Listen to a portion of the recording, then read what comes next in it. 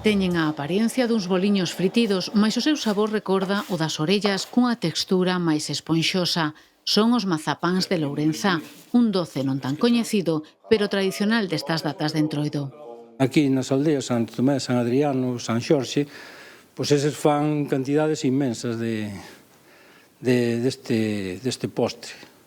É onde empezou, onde estelaba máis tradición.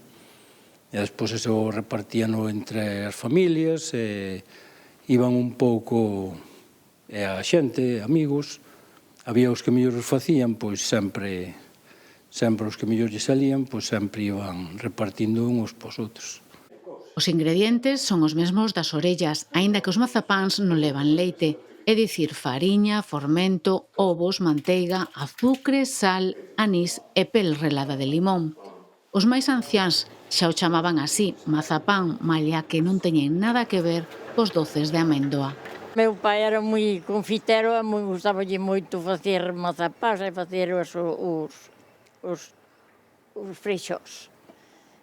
Sempre nos facía, bueno, encantadas da vida. Freixós ou filloas, unha receita sinxela a base de fariña e ovo con auga, leite ou caldo, pero que require horas de traballo diante da filloeira. Nós facemos a tradicional, que é a que vai feita con caldo de osos de cerdo. O sea, como as facía a miña avoa, pois nos seguimos facendo. Como sobremesa, almorzo ou ben acompañando a calquera prato salgado, na mesa a filloa é versátil e no padal sega a sorprender. Sé que es común propio de la gastronomía de aquí de Galicia y bueno, vine exactamente hoy a probarlas porque me parece que son exquisitas. Nosotras somos de Venezuela y allá preparan otro tipo de... O sea, en esta época preparan algo parecido, pero aquí son muy ricas. Desde fai semanas están á venda nas panaderías onde este ano rexistraron unha suba de prezo. Imposible atopalas a menos d'1 euro a unidade. Máis de 2 euros se levan recheo. Normalmente entre 1,20 y 2,10. Sí creo que ha aumentado un poco porque a inicios de enero hubo un aumento de IVA y todo se fue un poco más elevado. E despois tamén o butano, que tamén influe, porque xa cocer os osos xa son ao mellor 4 horas cocendo no fuego, e logo o que facelas, que ao mellor está a filloeira 4 ou 5 horas aí facendo. Inda que suba un pouquiño, é un capricho, é moi tradicional, por sorte aquí é unha festa que aquí en Coruña encanta,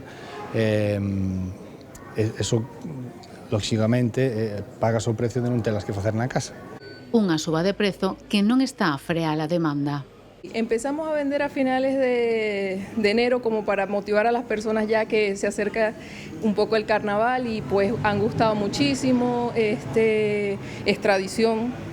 As orellas e roscas de Entroido nesta panadería incorporaron este ano a elaboración de filloas. Sí que sei que por a zona de Pontevedra aí son máis de leite, aquí sí que son de caldo, son con espiñazo, con touciño, digamos do caldo típico, sen o verde do grelo, e as orellas que facemos nós, sí que hai dúas variedades, unha un pouquiño que é máis crujiente, ou máis dura e fina, nós o que facemos é unha panadería, uns panadeiros e facemos máis de tipo masa, nós estirámonos con un rodillo, máis freémolas a má, máis dunha estirada, é moi manual.